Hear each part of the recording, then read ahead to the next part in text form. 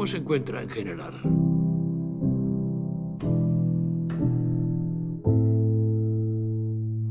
Sí que me encuentro un poco anestesiada. I felt I'd spent like the last 3 movies making giant,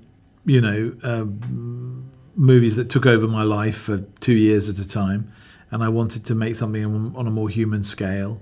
And I've always tried to balance out smaller and larger films in the way that I've worked. It's about 50-50, I think. And I wanted to sort of shorten the process in a way. I wanted to write it, make it, edit it, release it all relatively close together. So those reasons. But then there were the personal reasons, that there were these stories that I suppose I'd been trying to find a way to tell, ever since I'd started doing stories, either on stage and film. And one of them was the story of my mother, and my teenage years, and a time when my own musical and movie opinions, my identity was formed, really, and trying to find a way to express that. Tendrá personas con las que hablar. Amigos. No, para, que te lo vas a cargar. ¿Te pasas por mi despacho a tomar una copa? Para. ¿Por qué? ¿Qué hay de malo? Tienes una mujer. Well, yes, the challenge is always to try and do it honestly and, I suppose, respectfully. I don't want anyone who's experienced it or watched a loved one go through it to go, that's nothing like it.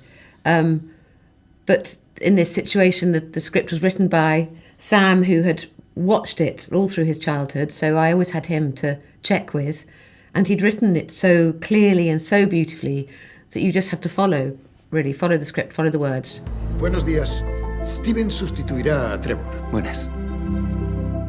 Este lugar es para quienes quieren escapar, para quienes no encajan en otro sitio. La verdad es que era precioso. Lo sigue siendo. Yeah, I did. I wanted to try and show echoes of the current moment, Black Lives Matter, and the fact that we struggled with the same things in the early 80s, or say we, I mean the world was struggling with it. And that in some ways it's come on a long way, and in other ways it's exactly the same.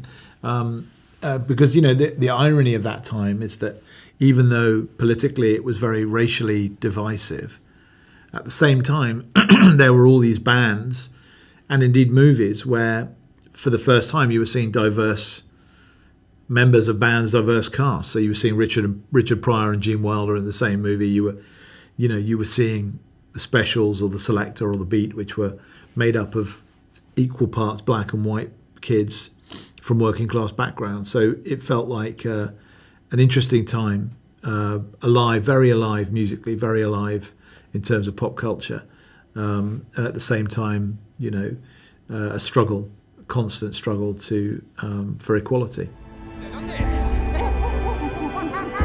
¿Te pasa mucho? Pues sí, está por todas partes, ¿no?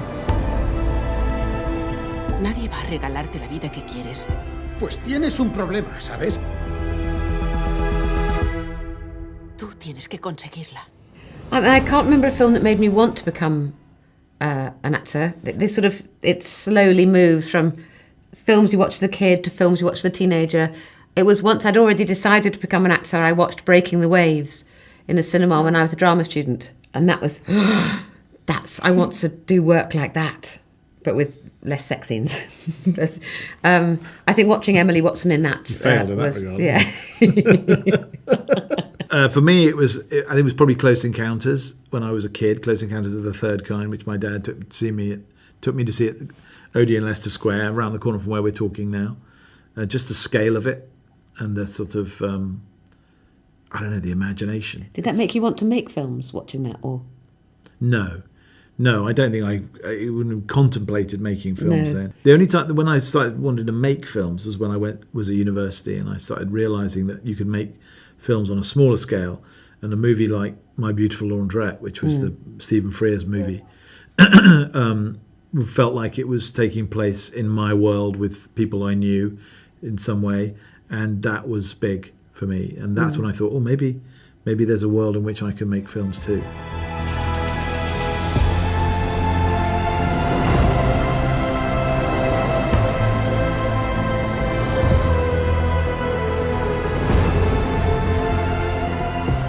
ese pequeño haz